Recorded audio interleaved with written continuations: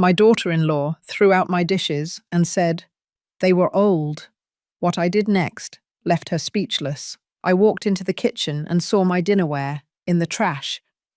My daughter-in-law said to me, "Ma, they were old. I bought new things." I looked at her calmly and replied, "Well, you'll be using those in your new house because you aren't staying here anymore." It was time to remind her who pays the bills around here. I know what you're thinking. It sounds harsh, right? A mother-in-law kicking her daughter-in-law to the curb. But let me tell you what truly happened that Tuesday morning, when everything I had put up with for 8 months finally exploded. It was 7 o'clock in the morning. I, Eleanor Johnson, 68 years old, had just woken up in my own home. Well, technically it was my home, because it hadn't felt like mine in a long time.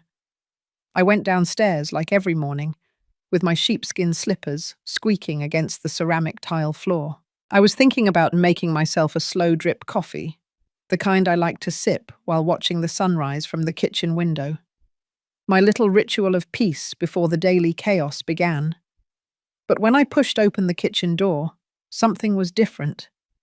The trash can was open, and peeking over the edge, I saw a flash of cobalt blue that made my heart stop. I approached slowly, barely breathing. And there it was. My dishes. Not just any dishes. My blue porcelain dinnerware with gold trim, the one my husband, Robert, gave me on our wedding day 45 years ago. The dishes we celebrated Scott's, my son's, first birthday with. The dishes we used to host my parents for the last Christmas before they passed away. The dinnerware that has that small chip on one of the plates because Robert dropped it while washing up and swore to me he would never break anything of mine again. I never fixed it. That chip was part of our history, and now it was in the trash, amongst eggshells and used napkins. I pulled out a plate with trembling hands. My heart was pounding so hard I felt the pulse in my temples. How had it gotten there? Who had dared? "Oh, Ma, you're awake already!" Carly's voice sliced through me like a cold knife. I turned around. There she was, my daughter-in-law, in her pink satin pajamas and her hair perfectly brushed, even though it was barely 7 o'clock in the morning. Always impeccable, always in control. "Carly," my voice came out weaker than I would have liked. "Why are my dishes in the trash?" She didn't even blink. She poured herself a glass of water from the new filter system she had installed without asking me, and looked at me with that smile I knew too well, that smile that didn't reach her eyes. "Oh, that? Yes, Ma. Well, they were really old. Look, they were even chipped. I went to the mall yesterday and bought a new set. Much more modern, see?" She gestured toward the cupboard. There, where my blue plates used to live, now sat a minimalist white set. Cold. Without history. Without soul. "But Carly!" "That dinnerware was from my wedding. You didn't have the right to." "Oh, Ma, don't get all dramatic. They were just an old set of dishes. Besides, the house needed an update. Scott's in agreement, too. It's already the middle of 2025. We can't live surrounded by antiques." Antiques. She called 45 years of my life antiques. I felt something break inside me. But it wasn't my heart. It was something deeper. It was the last thread of patience I had left. Because those dishes in the trash weren't just broken porcelain. They were the perfect symbol of everything that had happened in the last 8 months since Carly and Scott temporarily moved into my house. If you want to know how a 68-year-old woman, a retired accountant, the owner of her own house, ended up feeling like an intruder in her own home, stick with me. Because this story is just beginning. And what I discovered after those dishes in the trash was much worse than I imagined. But before I continue, if stories like this touch your heart, subscribe to the channel. Here we share real stories of women who found their strength when all seemed lost. Now then, let me tell you how we got to that cursed Tuesday, because to understand why that dinnerware was the straw that broke the camel's back, you need to know what happened before.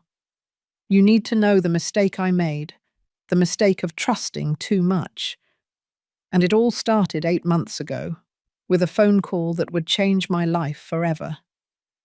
8 months before finding my dinnerware in the trash, I received a call that broke my heart. It was Scott, my only son, my boy.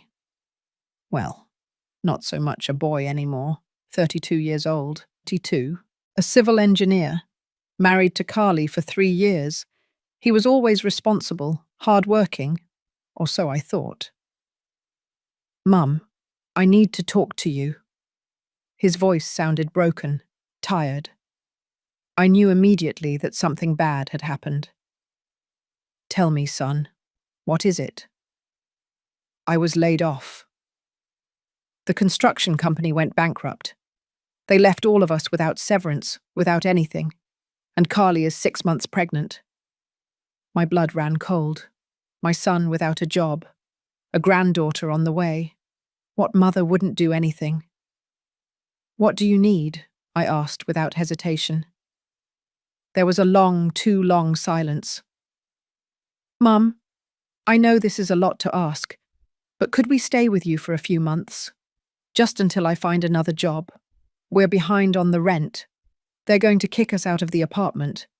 Carly can't work because of the high-risk pregnancy and—" "Come." I didn't let him finish. "This is your house. It always has been." I heard his sigh of relief. Then Carly's voice in the background, sharp and excited. She said, "Yes? Oh, thank you, Ma." I hung up the phone with a tight heart, but full of purpose. Of course I would help them. Scott was my blood, and that baby on the way would be my first granddaughter. My family needed me. I spent that whole week preparing the guest room. I changed sheets, took out clean towels, bought diapers and baby clothes. I even painted one of the walls with a mural of clouds and stars, thinking of my future granddaughter. They arrived on a Sunday afternoon with 2 suitcases and many promises. "It'll only be 2 months maximum, Mum. You'll see, I'll find something soon." Scott assured me while bringing up the boxes. Carly hugged me. She smelled of expensive perfume, too expensive for someone with no income. "Oh, Ma, you don't know how much we appreciate this. I promise we won't be a bother." How naive I was to believe her. The first few days were normal. Scott left early to drop off resumes. Carly rested because of her pregnancy. I cooked for the 3 of us, happy to have the house full again. Since I was widowed 7 years ago, silence had become my only companion. But the signs started soon. First, it was the curtains. One Tuesday, I arrived home from the supermarket, and the beige curtains in the living room were gone. In their place hung dark grey ones that made everything look like a funeral. "Oh, Ma, the others were so faded. I bought these on sale," Carly said, as if it were nothing. Then it was the sofa. She moved it without asking me why. "The light comes in better this way." The sofa where Robert and I watched the evening news every night. The sofa where I rocked Scott when he was a baby. Then it was the music. Carly would play loud hip-hop while I tried to read. When I asked her to turn it down, she would sigh as if I were a bitter old woman. "The baby needs stimulation, Ma. I read it in a book." And I stayed quiet, because they needed support, because they were my family, because a mother doesn't abandon her son in the storm. But the storm was just beginning, and I didn't know that the one who would end up drowning was me. 2 months turned into 3, 3 into 4, and little by little, my house stopped being mine. But the worst was yet to come. No one warns you when you stop being the owner of your own house. There isn't an exact moment, It's like sand slipping through your fingers. One day you have control, and the next you wake up a visitor in your own home. That's what happened to me. By the fourth month, Carly no longer asked permission for anything. She just did it. One Saturday, I came home from the farmer's market with my bags of vegetables and almost fell over from the shock. All the living room furniture was piled up in the hallway. My mahogany bookshelf, my wedding photos, the sideboard I inherited from my grandmother. "What is going on?" I asked with a racing heart. Carly appeared from the living room with a tape measure in her hand. "Oh, Ma, good thing you're here. Look, I hired a guy to help us take these pieces down to the basement. With the baby, we're going to need more space. I'm going to put a playpen here and a rocker there. Doesn't that sound perfect?" She wasn't asking me, she was informing me. "But Carly, this furniture has sentimental value. It can't go to the basement. It will be ruined by the humidity." She looked at me with that expression I already knew, that mixture of pity and impatience. "Ma, understand. We're not in the 80s anymore. These pieces are very old-fashioned. Besides, what good is it to keep nice things locked away? The baby needs space." And she called the young man who was waiting outside. Between the two of them, they began taking my memories down to the damp basement, while I watched them helplessly, the market bags still in my hands. That night I cried in my room, but I didn't say anything. Because Scott was working late looking for jobs. Because Carly was pregnant, and I didn't want to cause her stress.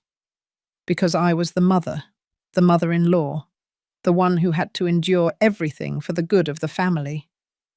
In the 5th month, Carly's mother arrived. Without warning. I was preparing dinner when I heard the door open. Women's voices, laughter. I walked into the living room and there she was, a woman with huge sunglasses and a travel bag. "Oh, Mummy," Carly shouted excitedly. "Look, I'd like to introduce you to my mum, Mrs. Evelyn. She's going to stay for a few days to help me with the pregnancy." Mrs. Evelyn extended her hand to me half-heartedly, without taking off her glasses. "Nice to meet you. Carly has told me so much about you." Nothing good, I bet, I thought. "Of course, welcome," I said, forcing a smile. A few days turned into 2 weeks. Mrs. Evelyn took over the remote control, criticized my cooking, and left her things scattered all over the house. And worst of all, she filled Carly's head with ideas. "Honey, why don't you ask your mother-in-law to give you the master bedroom? Your room is too small for the baby." "Mum, I already told her, but she says it was her marital room." "Oh, but your mother-in-law is all alone. What does she need all that space for? Besides, when you lend your house, you should do it completely, right?" I heard everything from the kitchen, my hands submerged in soapy water, washing the dishes they had left dirty. I took a deep breath. "Don't say anything, Eleanor. Don't cause trouble." But the trouble was already here, living in my living room, sleeping in my guest room, breathing my air. And when Mrs. Evelyn finally left, she left behind something worse than her suitcase. She left Carly convinced that I should yield more, that my house should be completely hers. In the 6th month, Scott found a job. Part-time, low pay. But it was something. I thought they would leave soon. But when I brought it up one night during dinner, both of them looked uncomfortable. "Mum, we still can't afford to rent anything decent," Scott said, avoiding my gaze. "And with the baby about to be born, we need to save," Carly added, touching her stomach. "Right, Ma. You understand?" Of course I understood. I understood that they were using me. But my mouth said, "Yes, of course. Stay as long as you need." That night I couldn't sleep, because something inside me was screaming that I had lost control, that I had crossed a line from which I could no longer return. But I still didn't imagine how far they would go. Camille was born on a Tuesday morning. I remember every detail of that night. Carly's scream from their room, Scott running for the car keys, me with my heart in my throat helping her down the stairs. At the hospital, I waited 8 hours in that cold room that smelled of disinfectant and stale coffee, and when they finally let me in, and I saw that tiny creature wrapped in pink blankets, with her little hands and closed eyes, the world stopped. My granddaughter. The first time I held her, I felt that everything was worth it. All the discomforts, all the sacrifices, all the space I had given up. Nothing mattered compared to that warm weight in my arms. "She's perfect," I whispered, tears falling down my cheeks. Carly looked at me from the hospital bed with a strange smile, as if she had won something, and boy, had she won. Because from that moment on, Camille became the most powerful weapon Carly had against me. We arrived home 3 days later. I had prepared everything. Diapers, clean clothes, sterilized bottles. I even bought a beautiful wooden crib that I placed in their room. But on the second day, Carly came into the kitchen while I was making breakfast. "Ma, we need to talk." I turned around. She was carrying Camille in her arms, using my granddaughter as a shield. "Tell me. It's about our room. It's too small for the 3 of us. The baby cries at night, and we don't have space for all her things. I need you to give me the master bedroom." The master bedroom. My room. The one I shared with Robert for 35 years. "Carly, that room holds so many memories for me. It's where—" "Ma, think about your granddaughter." She interrupted me with a firm voice. "Are you really going to deny this baby a comfortable space? You are alone. I have to take care of a newborn. What's more important?" I was speechless. Why? How do you argue against that? How do you say no when they frame it as choosing between your comfort and your granddaughter's well-being? "Give me a few days to think about it," I said with a broken voice. "Fine. But while you're thinking, the baby is suffering in that tiny room. I barely slept last night." 5 days later, I was sleeping in the small room, and Carly had turned my marital room into a baby suite, with a crib, changing table, rocker, and even a mini fridge for the bottles. She didn't ask for my help to move my things. One day I came home from the bank, and it was simply done. But that was just the beginning. "Ma, why do you cook with so much garlic and onion? It hurts the baby through my milk." "Ma, don't wear that perfume. The chemicals affect newborns." "Ma, can you turn down the TV volume? The baby needs silence to sleep." "Ma, my mum says babies need a constant temperature. Can you leave the air conditioning on all day?" "I'll pay." "Oh, wait. You pay the electricity. But it's for Camille, right?" Every request came wrapped in the name of my granddaughter, and I accepted everything because every time I saw that perfect little face, every time Camille grabbed my finger with her hand or gave me a gummy smile, I melted. Carly knew it, and she used it. In the 7th month, I had to give up my sewing room. That room where I spent my afternoons repairing clothes, where I kept my antique Singer machine, my fabrics, my patterns, my space of peace. "We need a playroom for when Camille grows up," Carly said one Sunday while we had coffee. "She's already 2 months old and will soon need early stimulation. Your workshop can wait, right, Ma?" I packed my machines in boxes, put my fabrics in plastic bags, and took everything down to the damp basement where my grandmother's furniture already was. That night, I sat on the edge of my new bed, in what used to be the guest room, and saw myself in the mirror across the way. A 68-year-old woman, with whiter hair than before, with deep circles under her eyes, living as a guest in the house she built with 40 years of work. How had I ended up here? Scott worked so much that I barely saw him. When I mentioned something about Carly, he would say, "Mum, she just wants what's best for Camille." "You want that too?" right? And I would nod, because I did want what was best for my granddaughter, but no one ever asked what was best for me. And then came that cursed Tuesday, the day of the dishes in the trash, the day that something inside me finally said, enough. There I was, standing in front of the trash can with that cobalt blue plate trembling in my hands. 45 years of marriage reduced to waste. Carly was still there, drinking her water as if nothing had happened, as if she had just thrown away an old newspaper, not the memories of my entire life. You know what, Ma? You should be thanking me. Those dishes made the kitchen look so old-fashioned. Now everything looks cleaner, more modern. I even took photos for my Instagram. Look, she showed me her phone.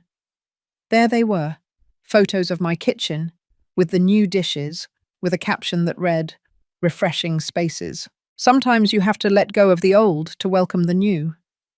52 comments, all telling her how lovely it looked. No one knew that the old she had let go of were my memories, that every plate of that set had a history. This dinnerware, I said with a trembling voice, was given to me by my husband on our wedding day. We ate our first breakfast as a married couple on these plates. We celebrated Scott's first birthday with this set. The last Christmas with my parents was served here. Carly rolled her eyes. Oh, Ma, they're just plates. You can't live in the past. Robert died 7 years ago. Your parents too. Scott's an adult. Life goes on. And this house needed an update. Just plates. Robert is dead, as if love could be erased by death, as if memories were worthless. I pulled another plate out of the trash. It had coffee grounds stuck to it. They had used it that same morning and then thrown it away as if it were disposable. See this chip? I pointed to the edge of the plate. Your husband, my son Scott, was 3 years old. Robert was washing the dishes after dinner. This plate slipped. He was so scared he almost cried. He told me, "Honey, forgive me, I broke your wedding plate." And I told him it didn't matter, that accidents happen. I never fixed it because that chip reminded me that nothing has to be perfect to be valuable. Carly sighed with exasperation. Ma, are we seriously going to make a scene over a chipped plate? Look, if it matters that much, keep that one. I threw the rest away. The garbage truck comes in 1 hour. 1 hour.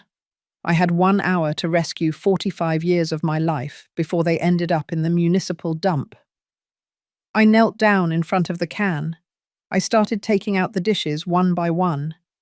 8 plates, 6 bowls, 4 cups, the large soup tureen, the small creamer, all stained with trash, covered in eggshells and food scraps.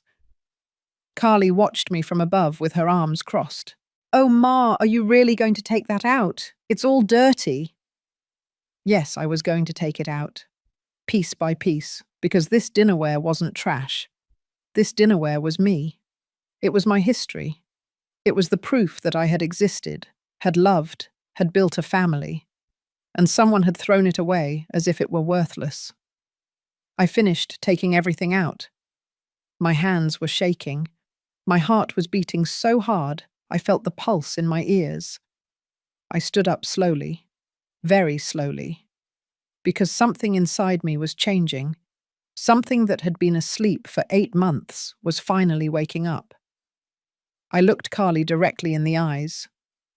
This dinnerware is worth more than all your new things put together, because this dinnerware has a soul, it has history, it has love. You know what your white plates have? Nothing.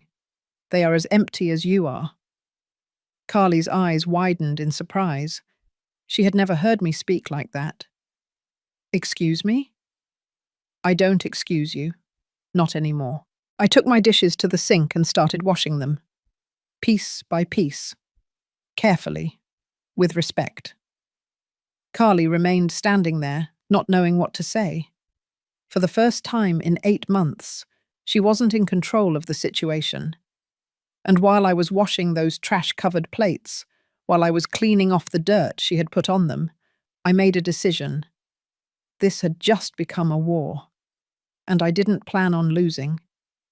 That night I couldn't sleep. I stayed sitting in the bed of the small room, my room now, with the lights off, watching through the window how the moon illuminated the garden that Robert and I planted so many years ago. The clean dishes rested in a box beside me. I had dried them with the same care you hold a newborn. Each piece represented something Carly had tried to erase. But I wasn't stupid. The dinnerware wasn't the real problem. The problem was that I had become a stranger in my own house. And worst of all, I had allowed it. At 3 o'clock in the morning, I turned on the bedside lamp. I took a green folder from the drawer where I kept all my important documents. I needed to see things clearly, with numbers, with facts. The deed to the house. In my name. I paid for it with 40 years of work as an accountant at a mid-sized firm. Every dollar of this property came from my effort, my sleepless nights, my sacrifices. I opened my bank statement. I started adding up expenses from the last 8 months. Electricity, $1,890 a month. For 8 months, $15,120. The consumption had tripled since they arrived. Air conditioning all day for Camille. Lights on in every room because Carly was afraid of the dark. Water, $640 a month, $5,120 in total. Carly showered twice a day. The washing machine ran daily with small loads because she didn't like mixing the baby's clothes with anything else. Gas, $1,200 monthly, $9,600 accumulated. Carly cooked at all hours and left the stove on so the water for the bottles would always be ready. Internet, $599 a month, $4,792. She used it to watch her series while Camille slept and upload photos of my remodeled house to Instagram.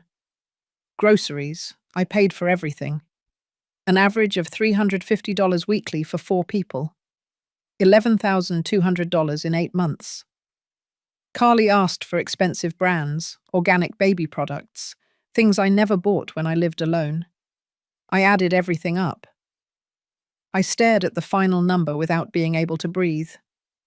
$142,632. In 8 months, I had spent almost $143,000 supporting 3 people who treated me like a servant in my own house. And what had Scott contributed? $150 bi-weekly when he could. $300 a month. $2,400 in 8 months, at most. And Carly, 0. Absolutely nothing, not $1, not one genuine gesture of gratitude. I kept looking through papers. I found the receipt for the new dishes. $1,850, purchased at Macy's with home delivery. But wait. I looked closer. The payment method said Visa card, ending in 40829. I didn't have any card ending in 40829. I checked my complete statements. And there it was. A charge of $1,850 at Macy's 3 weeks ago. On my credit card. The one I had kept in the drawer of my desk in the master bedroom. The room that was now Carly's. The air went out of my lungs. Carly had used my card without permission. She had gone into my desk, taken my card, and bought new dishes to replace mine. With my own money. That wasn't a lack of respect. That was theft. I got up from the bed shaking. Not from fear. From rage. I walked back and forth in the small room trying to process what I had just discovered. How many other times had she used my card? What else had she bought with my money? I checked all the transactions from the last few months. And there they were. Charges I didn't recognize. Clothes at H&M. Makeup at Sephora. decorations at Home Depot, shoes at DSW. It all added up to $3,400 extra.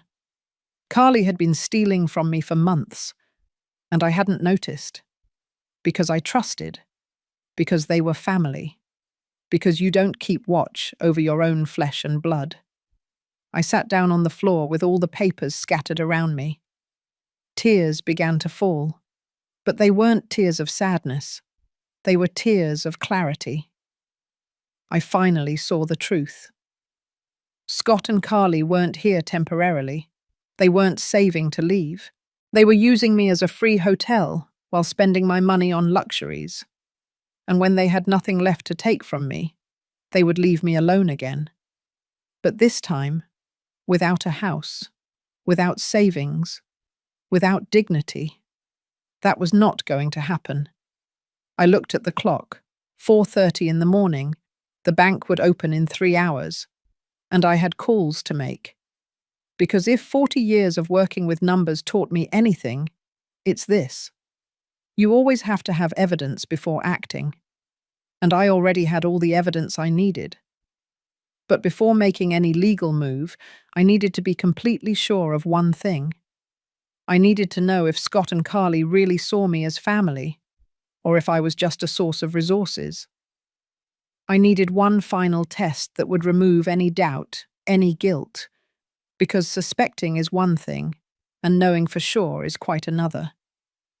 So 2 days after finding the charges on my card, I decided to run an experiment. A painful one, but necessary. It was Thursday morning. Scott had already left for work. Carly was in the living room watching videos on her phone, while Camille slept in the playpen. I approached slowly, putting my hand to my chest. I let my breathing become a little labored. I leaned against the doorframe.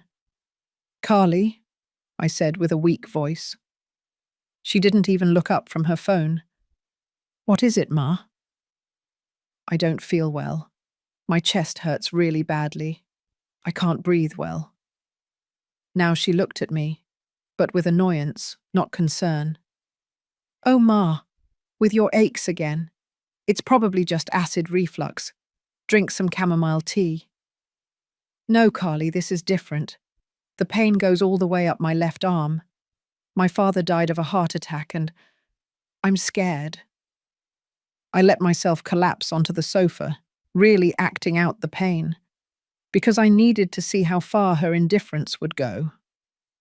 Carly sighed. She got up from the sofa reluctantly. "And what do you want me to do? I can't take you to the doctor. I have to watch Camille. Please, can you call Scott? Or can you take me and the baby comes with us? I really feel very ill." Carly checked her phone. She made a face of annoyance. "Oh no. Ma, today is Thursday. I'm meeting my friends for lunch at 12 o'clock. I haven't left this house in 2 weeks. You can't ask me to cancel." I stared at her, hoping it was a joke, hoping she would say, "Just kidding. Of course I'll take you." But she didn't. "Carly, I'm telling you my chest hurts. It could be a heart attack." "Oh, Ma, don't be dramatic. If it were a heart attack, you'd be lying on the floor. Besides, you've always been so healthy. It's probably stress or something you ate. Rest for a bit, and if it doesn't go away, call a taxi. I really can't cancel. My friends are already on their way." She turned and went upstairs to get ready. I remained seated there, my hand still on my chest, processing what had just happened. It wasn't acting anymore. The chest pain was real now, but it wasn't coming from my physical heart. It was coming from the realization that for Carly, lunch with friends was more important than my life. I waited 5 more minutes. Carly came down perfectly made up, with her designer bag that I never knew how she had paid for. Now I knew, with my card. "Ma, are you still lying there? I told you to drink some tea, and please, watch Camille. I'll be back around 5 o'clock." And she left. She left me alone, supposedly with chest pain, to go have lunch with her friends. I stayed motionless for a moment. Then I took out my phone. and called the only person I knew would come. "Hello, Eleanor," answered Mrs. Rodriguez, my lifelong neighbor. "Rodriguez, can you take me to Dr. Smith's office? I don't feel well." "I'm on my way right now." 3 minutes later, she was knocking on my door. She helped me into her car and drove to the neighborhood medical office. Dr. Smith, who had known me for 20 years, checked me carefully. High blood pressure, accelerated heart rate, chest tension. "Eleanor, this is not a heart attack, but it's a serious warning. It's chronic stress, anxiety. Your body is asking for help. What is happening in your life?" And there, in that office that smelled of alcohol and cotton, with Mrs. Rodriguez holding my hand, everything came out. I told him about Carly, about the invaded house, about the dishes in the trash, about the stolen money, about this morning when she left me alone thinking I might be dying. "Eleanor," the doctor said firmly, "if you don't do something soon, the next chest pain will be real. Your body can't take any more." Mrs. Rodriguez squeezed my hand. "Honey, it's time. That girl is slowly killing you, and you are letting her." They were right. Both of them were right. The test was over, and the result was devastating. To Carly, I wasn't family. I was a resource, a free hotel, an open wallet. And Scott, my son, didn't even know what was happening because he was never around, and when he was, he chose not to see. I left that office with a prescription for blood pressure and an absolute certainty in my heart. It was over. My plan would begin tonight, because it was no longer just about money or dishes. It was about my life, and I wasn't going to die a stranger in my own house. I arrived home after 4 o'clock in the afternoon. Carly still hadn't returned from her lunch with friends. I went straight up to the small room and locked the door. I took out my old, hardcover notebook, the kind I use for accounts, and started writing. A plan, step by step. But first I needed professional help, someone who knew the laws, someone I could trust completely. I dialed a number I had saved for years. "Aunt Eleanor," answered a young, surprised voice. "Valerie, my dear, I need your help." Valerie was my niece, the daughter of my younger sister who passed away 10 years ago. I had supported her with part of her law studies. Now she worked at a firm specializing in family and civil law. "Of course, Aunt, what's going on? You sound worried. Can you come tomorrow? I need legal advice, and I need this to stay between us." There was a pause. Valerie was smart. She immediately understood that something serious was happening. "I'll be there tomorrow at 10 o'clock. Is that okay?" "Perfect. And Valerie, thank you." That night, when Carly returned at 8 o'clock, not at 5 o'clock, as she had promised, smelling of wine and with shopping bags, I already had half the plan worked out. The next day, Friday, Scott left early. Carly announced that she was going with Camille to her mum's house for a few hours. It was the perfect moment. Valerie arrived punctually. I saw her through the window get out of her car with a professional briefcase. Tall, hair pulled back, a navy blue pantsuit. The daughter my sister would have been proud to see. I opened the door before she could knock. "Come in, quickly." We sat down in the kitchen. I served her coffee and put everything on the table. Bank statements, receipts, the house deed, photographs of the unauthorized charges on my card. Valerie reviewed everything with a lawyer's eyes. Her expression hardened with each document. "Aunt, this is fraud. Unauthorized use of a credit card. You can file a criminal complaint against Carly. I don't want to put her in jail. I just want them to leave my house and give me back my money." "I understand. So we'll do this." Valerie took out her laptop and started typing. "First, we're going to create an eviction notice. You have every legal right. This is your house. It's in your name. They don't pay rent or have a lease. We'll give them 30 days to vacate. What if they refuse? Then judicial eviction proceeds. But with this document, you have legal backing. Second, you need to block all your cards today, call the bank, and report the unauthorized charges. Won't that get Carly into trouble? Aunt, she's already in trouble. She committed a crime. You're being kind by not reporting her directly to the police. Valerie kept typing. The sound of the keyboard filled the kitchen like a war drum. Third, we're going to calculate everything they owe you. Utilities, food, use of your property. If you want to reach an agreement, you have a legal basis to demand compensation. We spent 3 hours reviewing everything. Valerie drafted an impeccable document, formal but clear. When she finished, she showed it to me. Notice of eviction.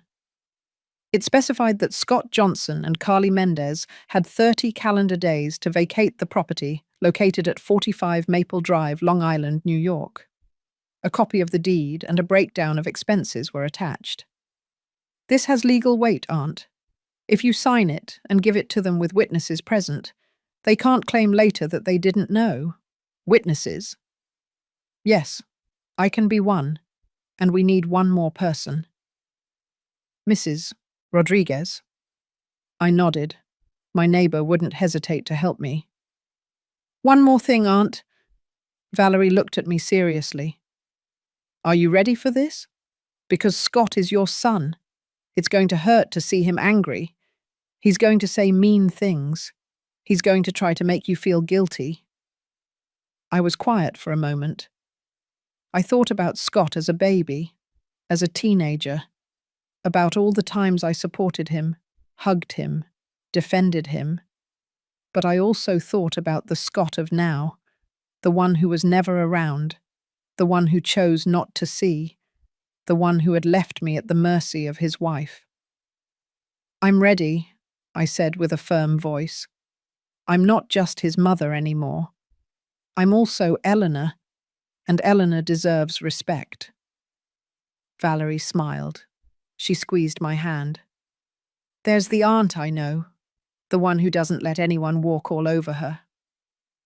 We printed 3 copies of the document. I signed them with a trembling but determined hand. Valerie hugged me before leaving. When you're ready to deliver it, call me, I'll come. I watched her drive away in her car. I went up to my room and locked the documents in my nightstand. The plan was ready. Now only the right moment was missing. But first, I needed to know one last thing. I needed to confirm my suspicions about Scott and Carly's true intentions. And what I discovered that same afternoon chilled me to the bone. That same afternoon, while putting away the documents, I heard voices in the garden. I peeked out the window of the small room. Scott had arrived early. He was with Carly next to the fountain that Robert installed years ago. They were talking quietly, but the wind carried fragments of their conversation to my window. Sweetheart, just 6 more months and we'll have enough for the down payment, Carly was saying. Are you sure? My mum has been acting weird lately, Scott replied. Your mum is pure drama. As long as she has Camille nearby, she won't do anything. We have her eating out of our hand. I felt the floor open up beneath me. Still, maybe we should look for something soon. I don't want to take advantage. Scott's voice sounded guilty. Oh, Scott, don't be silly. Your mum lives alone in this huge house. We're doing her a favor by giving her company. Besides, why pay rent when we can save here? In 6 months, we'll save up the $20,000 for the down payment and leave. Easy. $20,000. They wanted to stay 6 more months to save $20,000 while I paid for everything. What if she gets mad? Scott asked. She won't get mad. She's your mum. American mothers put up with everything for their children. Besides, I've already taken about $5,000 from her card, and she hasn't even noticed. Scott didn't say anything. He didn't scold her. He wasn't outraged. He just stayed silent. And that silence told me everything I needed to know. My son knew. Maybe not the details, but he knew Carly was using me. And he allowed it. I closed the window with trembling hands. Not from fear, from fury. It was over.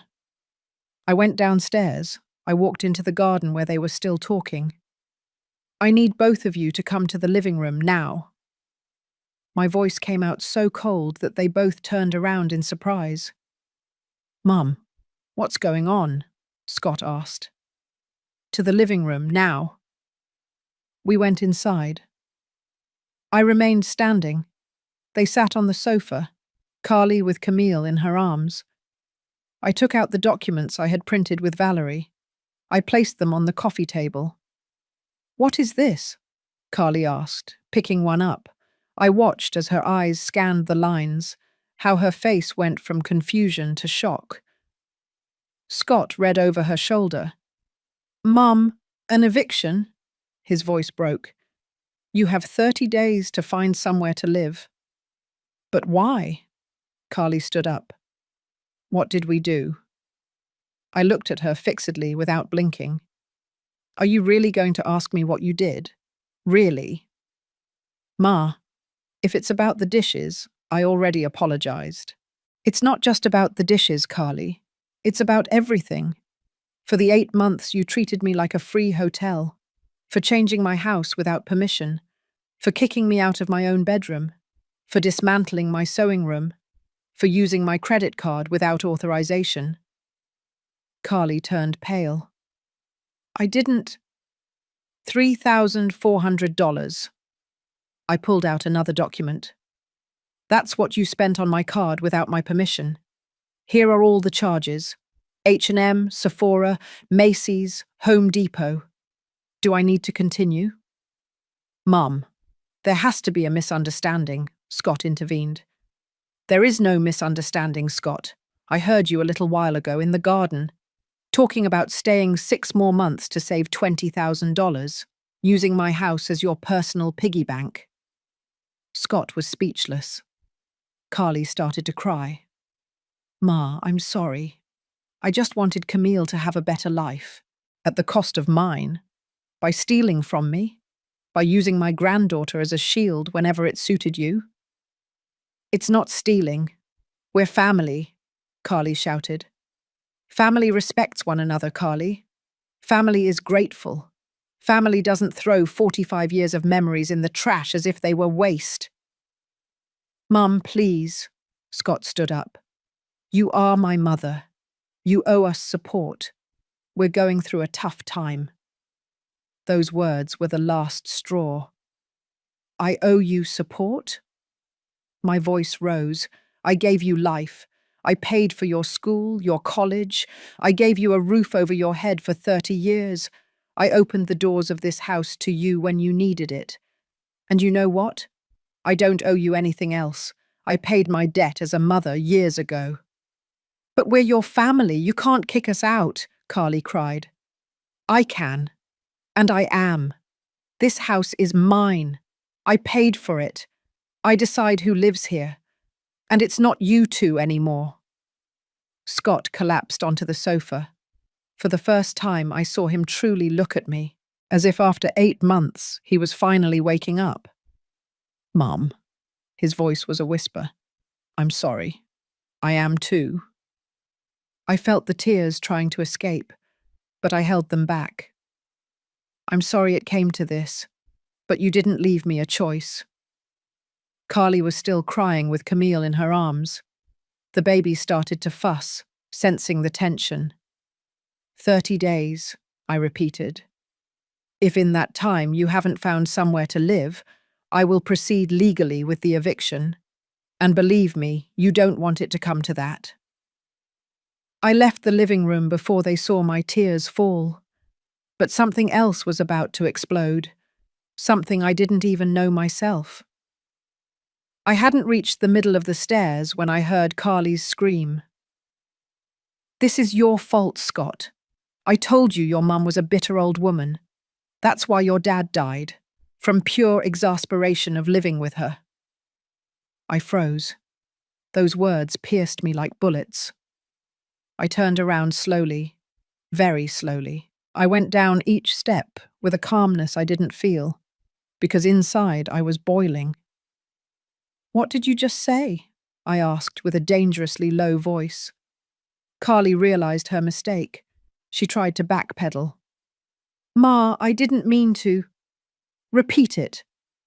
I took a step toward her. "Tell me again why my husband died." "Mum, leave it. Carly is nervous." Scott tried to intervene. "No." My shout made them both jump. "I want to hear it from her mouth. Do you think Robert died of exasperation from living with me?"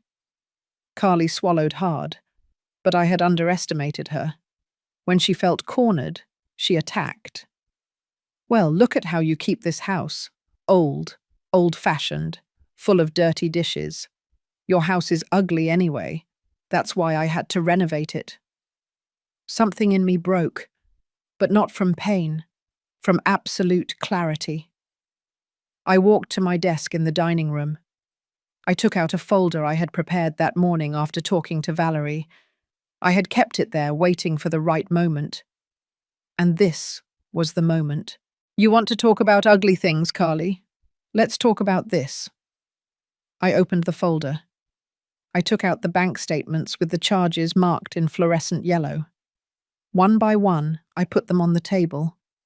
$1,850 for new dishes.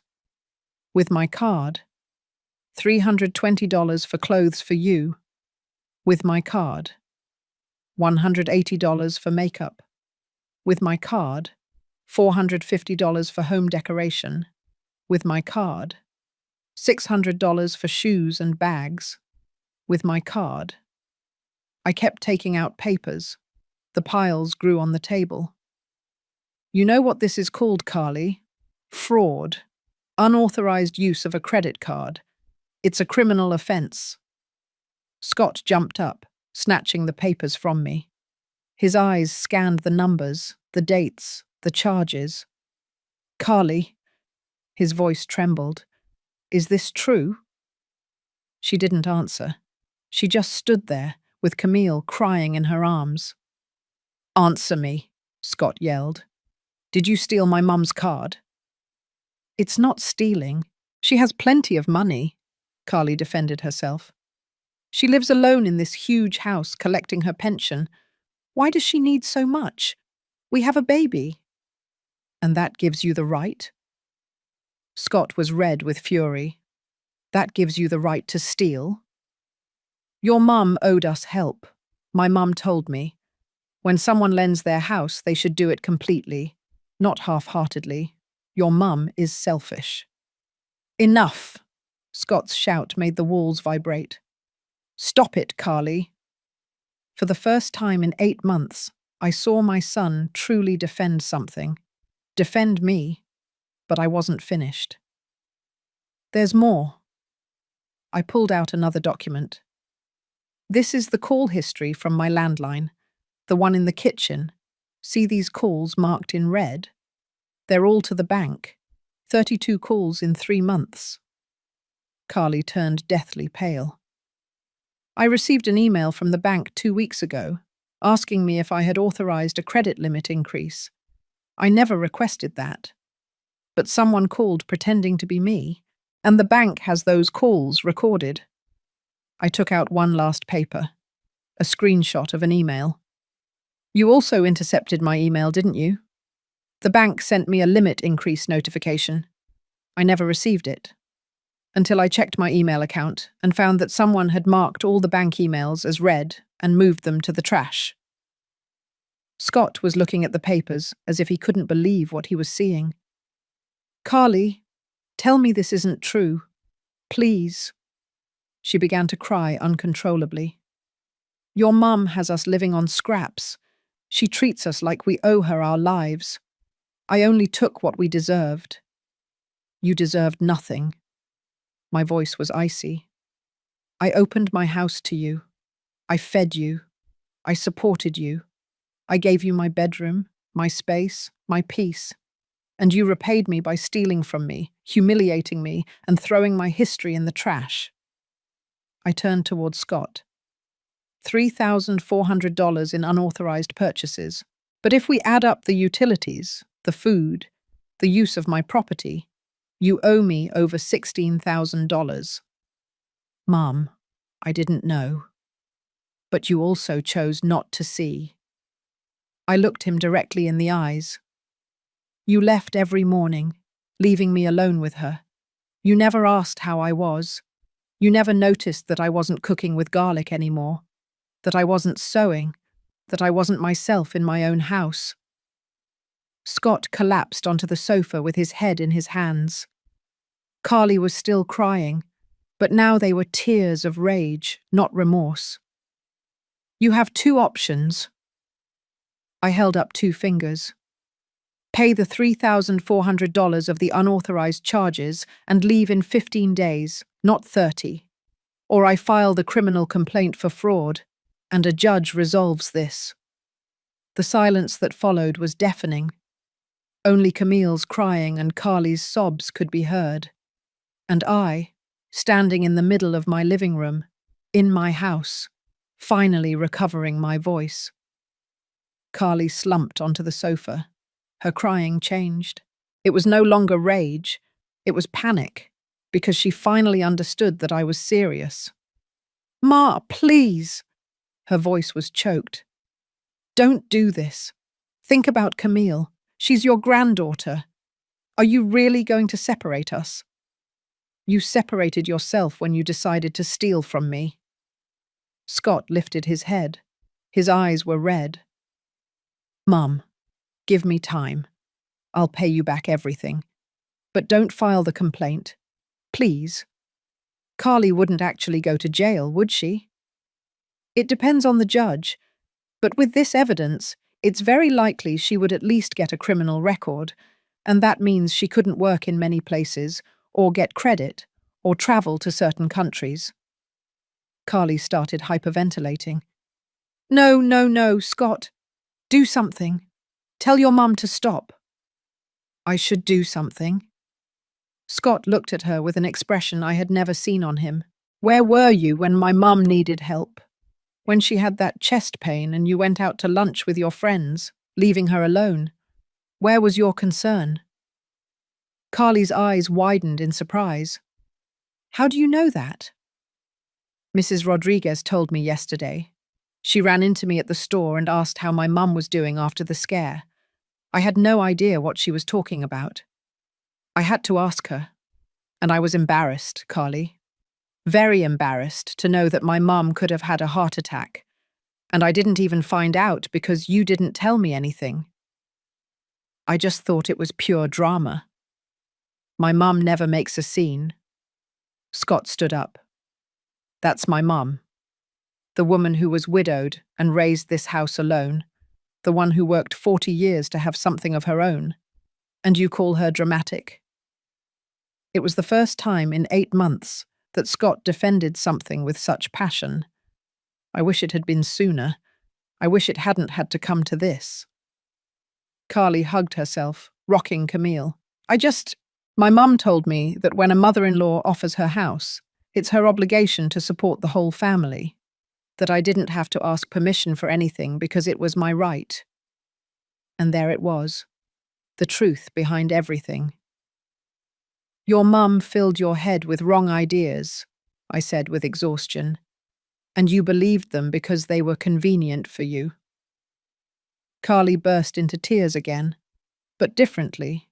This time there was some genuine remorse in her crying.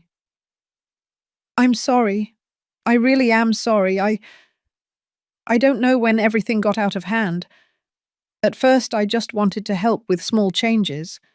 Then my mum kept telling me it was my chance to have nice things because you had money. And I never had much growing up. I always wanted to have pretty things, a nice house. And when I saw that you didn't say anything, I thought you didn't care. Of course I cared. I just didn't know how to set boundaries without seeming like the bad mother-in-law, without pushing away my son, without losing my granddaughter. Scott approached me. Mum, forgive me. Forgive me for not being present, for not seeing, for letting this happen. I looked at him. I saw the boy I raised, the man he had become, and I also saw his mistakes. I forgive you, son, but that doesn't change what needs to happen now. The $3,400. Scott nodded. I will pay you back, even if I have to work triple shifts. Even if it takes me a year, I swear I'll pay you back. You don't have a year. I want you to leave in 15 days. Okay, 15 days. We'll find something. Whatever it takes, even a small room. But Mum, his voice broke. Don't file the complaint. Camille needs her mum. And Carly. He looked at his wife. Carly made mistakes, but she's not a bad person. I looked at Carly. There she was, broken down, with my granddaughter in her arms, tears falling uncontrollably. Was she a bad person? I didn't know. Maybe she was just a young woman, immature, ill-advised by a toxic mother. Maybe in other circumstances we could have had a different relationship. But that didn't matter anymore. I won't file the complaint, I said finally. With 3 conditions. Both of them looked at me with hope. First, the $3,400 will be paid in installments. $200 monthly until the debt is completed. If you are late by a single month, I will proceed legally. I accept, Scott said immediately. Second, you leave in 15 days, not 30, and when you leave, you hand over the keys and any copies you might have made. I accept. Third, Carly will write me a letter by hand, acknowledging everything she did, apologizing. She will give me that letter before leaving, and I will keep it. If you ever try to turn this against me, if you ever defame me to the family or say I was the bad guy, I will take out that letter. Carly looked up. She nodded through sobs. I'll do it. I swear I'll do it. Then we have a deal. I turned around to go up to my room, but before reaching the stairs, Scott stopped me. Mum, will you ever truly forgive us? I looked at him over my shoulder. Forgiveness is not the same as forgetting, son, and it also doesn't mean that things go back to how they were before. But yes, someday, when you both demonstrate with actions, not with words, that you've learned. The next 15 days were the strangest of my life. Carly and Scott moved through the house like ghosts, packing in silence, looking for apartments online until late at night. There was no more loud music, no more demands, no more fake smiles. Only an awkward and necessary silence. I didn't talk much either. I dedicated myself to slowly reclaiming my spaces. I took my sewing machines out of the basement. I cleaned the room that had been my workshop. I rehung the beige curtains in the living room. Mrs. Rodriguez came every afternoon to keep me company with coffee and donuts. How do you feel, dear? Strange, like I'm waking up from a long nightmare. You were, but it's over now. You've put things in order. On day 12, Carly knocked on my door. She held an envelope in her hands. Ma, here's the letter you asked for. I took it without opening it. Thank you. She remained standing there, as if waiting for me to say something more. Is that all? She asked with a small voice. What else do you want me to say, Carly? I don't know. I thought maybe we could talk, that you would explain how to be better, how to fix this. I looked her directly in the eyes. It's not my job to teach you how to be respectful. You should have learned that years ago, and there's nothing to fix between us. There are only consequences to live with. Her eyes filled with tears again. Do you hate me? That question surprised me. I thought about it for a moment before answering. I don't hate you, Carly. Hate requires energy that I no longer have. I simply no longer trust you. And without trust, there can be no relationship.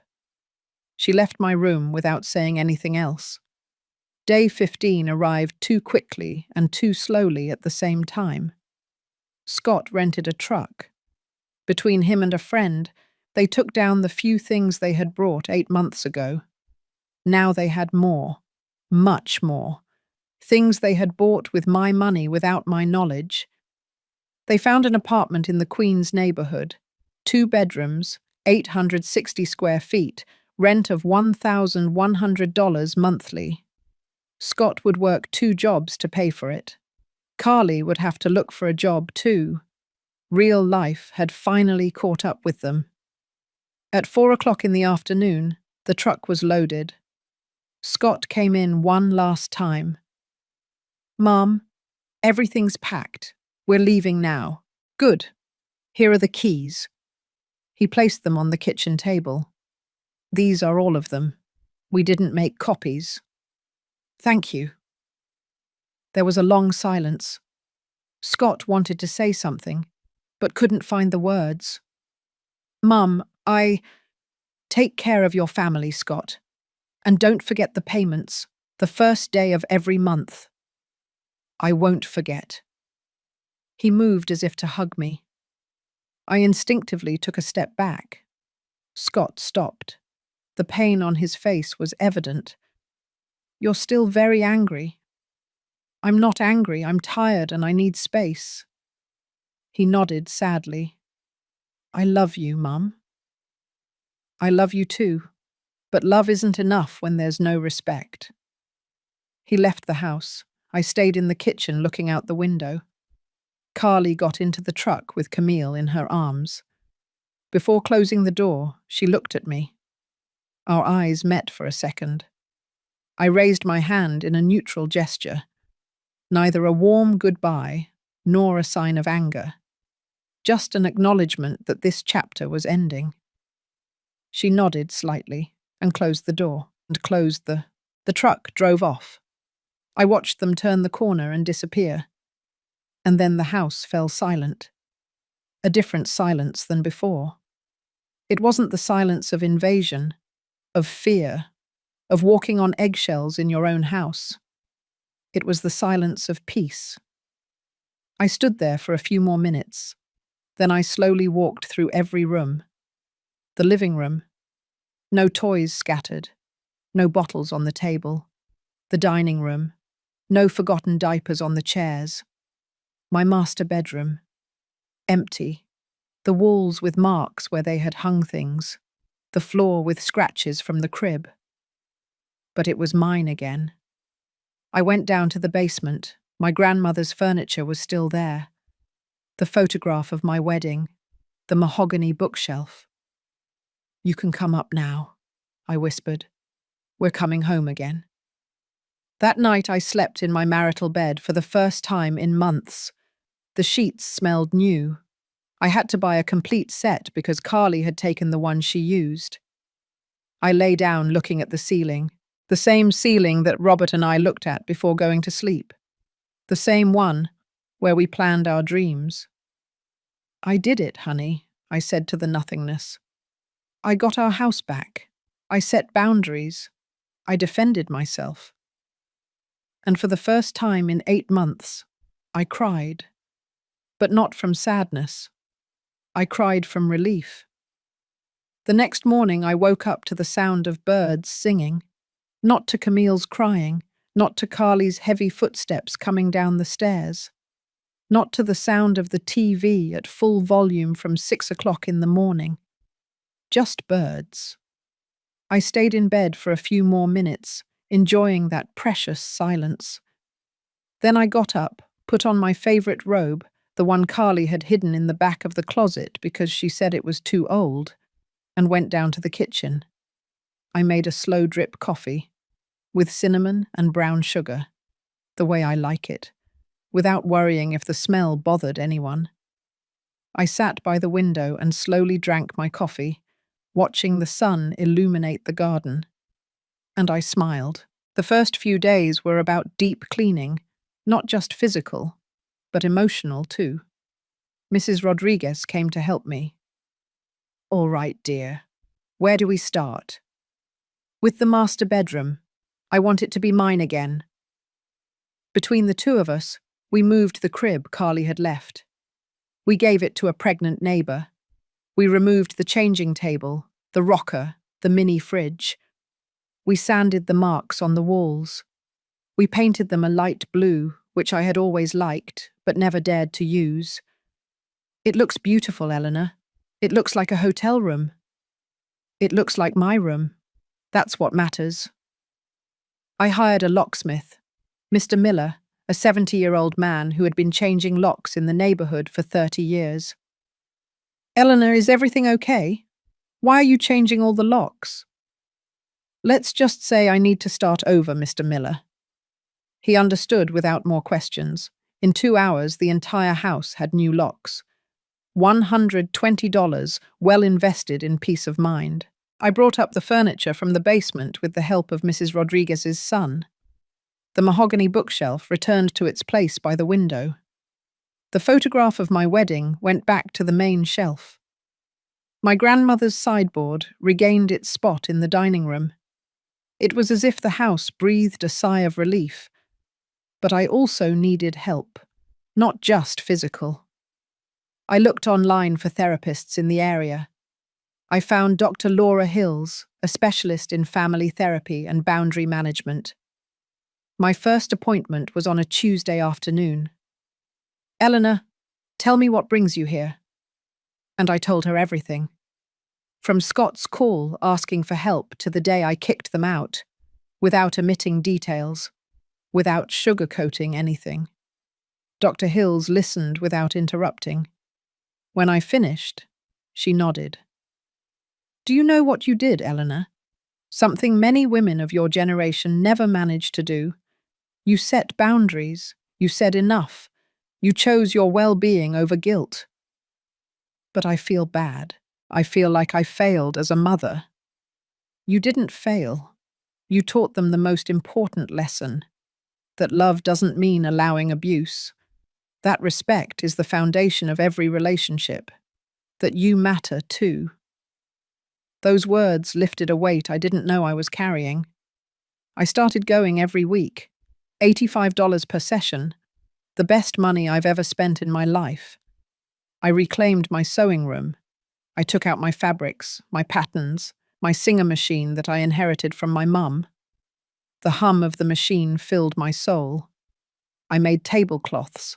I repaired clothes for the neighbours. I embroidered napkins with initials.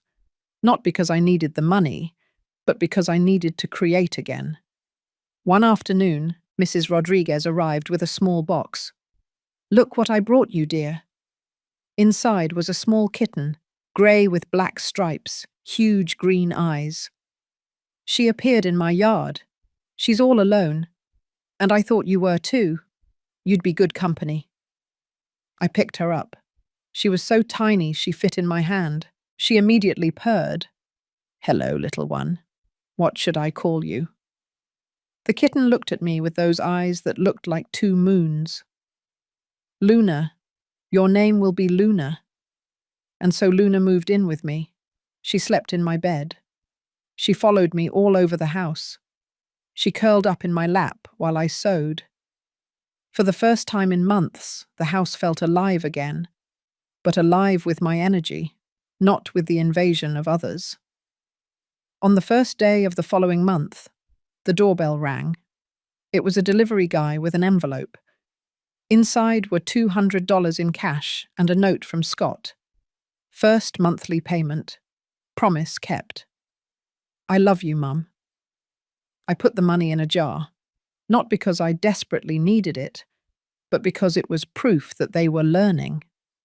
Little by little, the house stopped smelling of conflict and returned to smelling like cinnamon, freshly brewed coffee, and the flowers in the garden. And I stopped being the frightened Eleanor who tiptoed around her own house. I went back to being simply Eleanor, owner of her space, owner of her peace, owner of her life. 6 months passed like a sigh.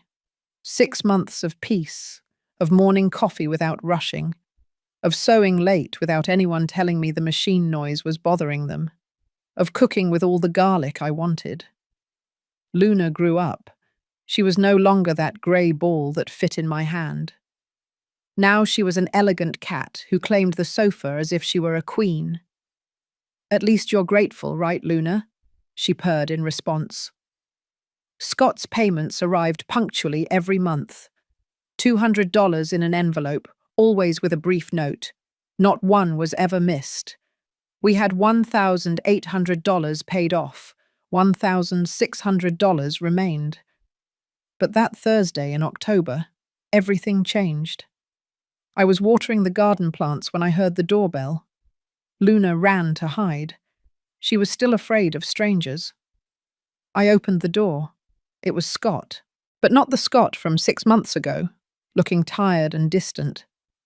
This Scott looked different. Thinner, yes, but with clearer eyes, more awake. "Hi, Mum."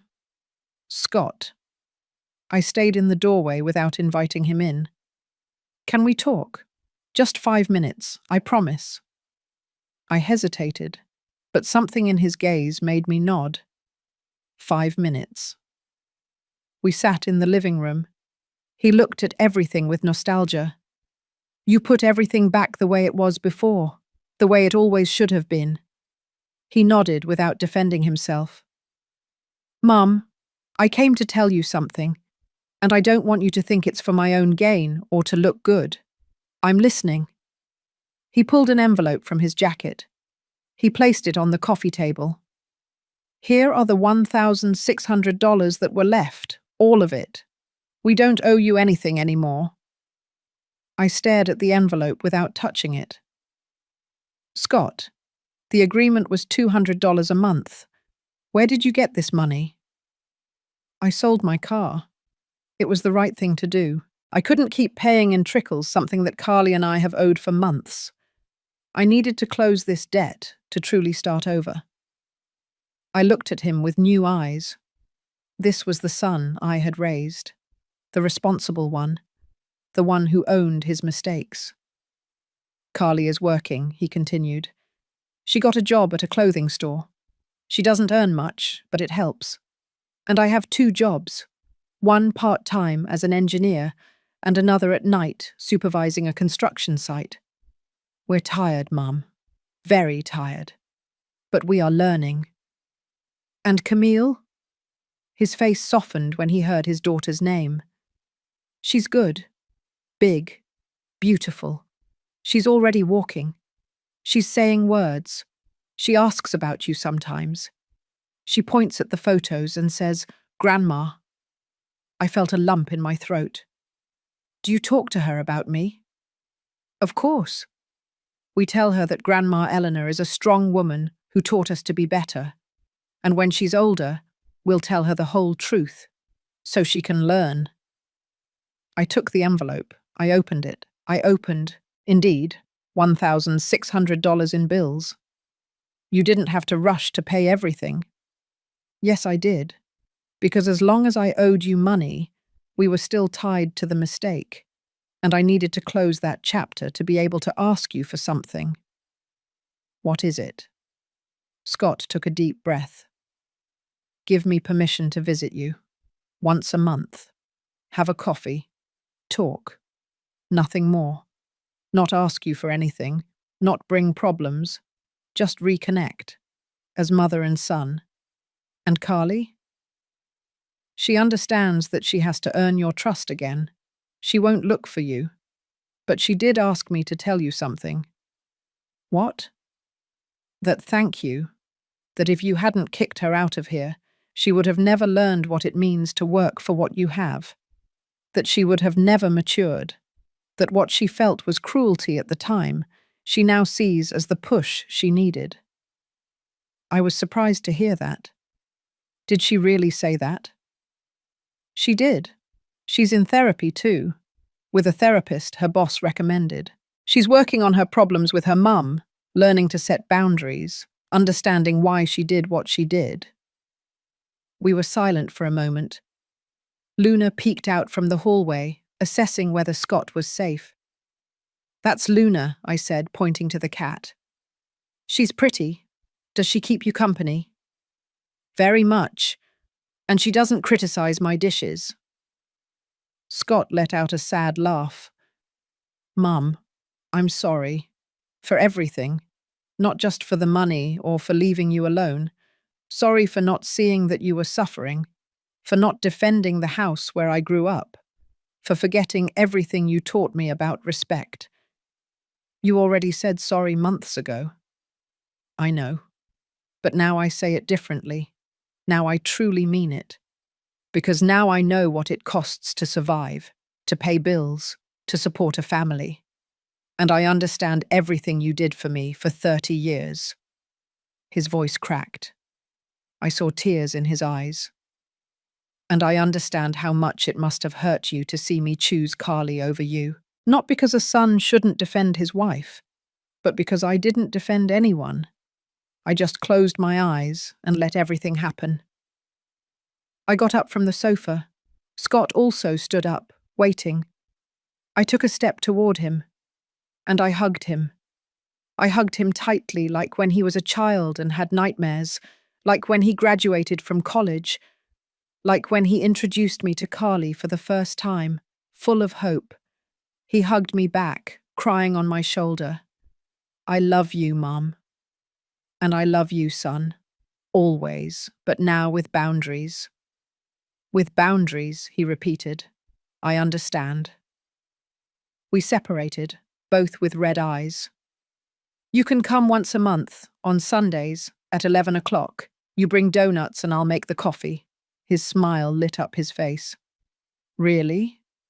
"Really, but only you for now. Carly and Camille. I need more time." "I understand perfectly, and Mum, thank you.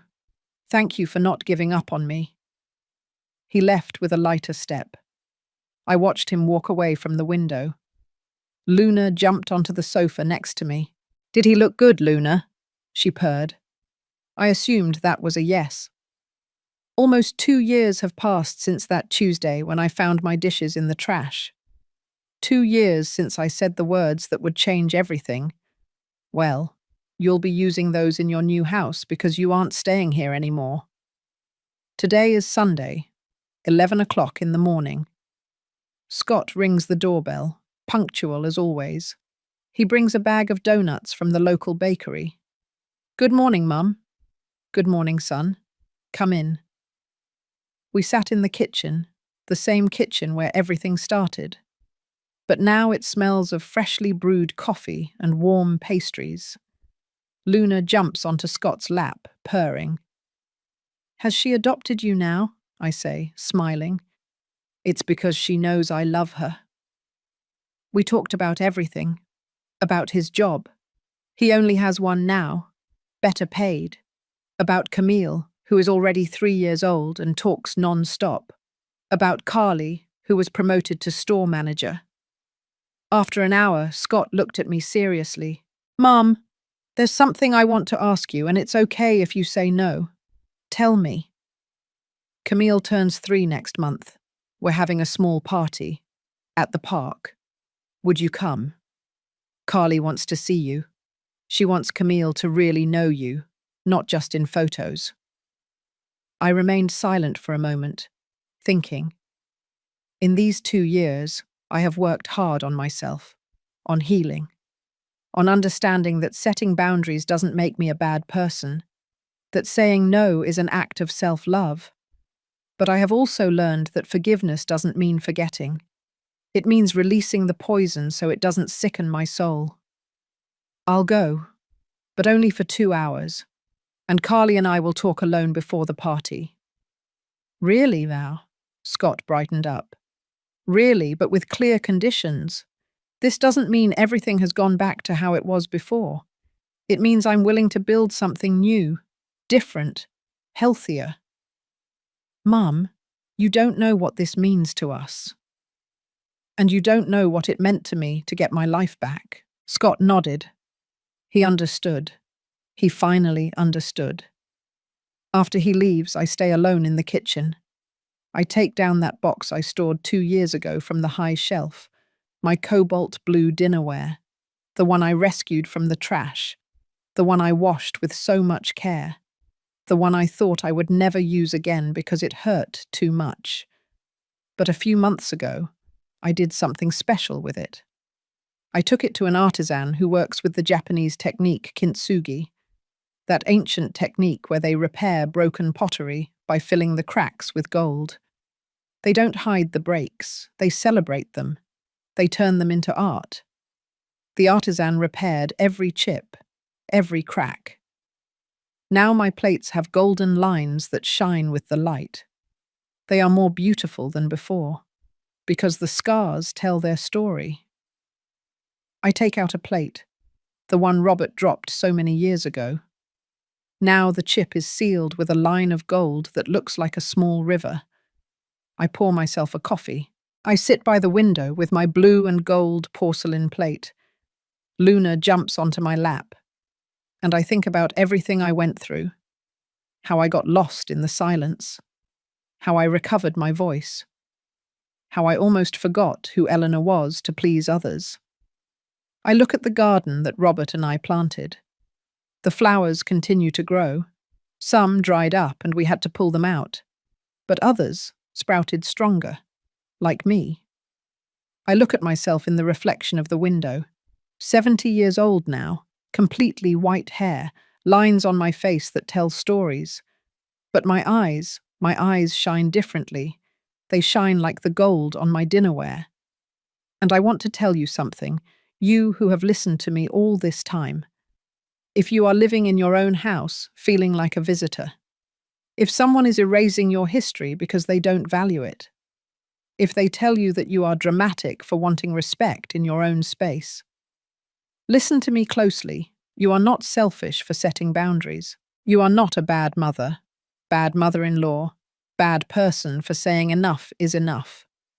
True love doesn't ask you to annul yourself. It asks you to respect yourself first, so you can respect others. I learned that my dishes were not just porcelain. They were the proof that I had existed, that I had loved, that my life had value. And when someone threw them in the trash, they didn't just discard dishes, they discarded my dignity. But I rescued it. Piece by piece, I cleaned it, I repaired it, I turned it into something more valuable. And I did the same with myself. I rescued myself from the emotional garbage heap where they had thrown me. I cleansed myself of the guilt. I repaired myself with therapy and boundaries. And now I shine differently, not stronger, differently, with the scars visible, with the gold of lessons learned. Because what is broken can be even more beautiful when you decide that you deserve to be repaired. I raise my coffee cup. I toast to the window, to life, to myself, to the women who say enough, to those who reclaim their house, to those who learn that saying no is a complete sentence, to those who discover that true wealth is not in what you possess, but in what you do not allow them to take from you. Luna meows. I think she agrees. And I, Eleanor Johnson, 70 years old, retired accountant, owner of her house and her destiny, sip that coffee, savoring every drop. Because finally, after all this time, I came home, to my true home, the one I carry within. If this story touched something in your heart, if it made you reflect on your own boundaries, or if you know someone who needs to hear it, leave me a comment telling me where you are watching us from. Did you identify with Eleanor? Have you experienced something similar? I would love to read your thoughts. And if these life stories of women who find their strength when all seems lost inspire you, subscribe to the channel. Here we share stories that remind us that it is never too late to reclaim our dignity. Give this video a thumbs up if Eleanor taught you that self-love is not selfishness. I'll see you in the next story. And remember, your dishes, your memories, your life are not trash to anyone. See you soon.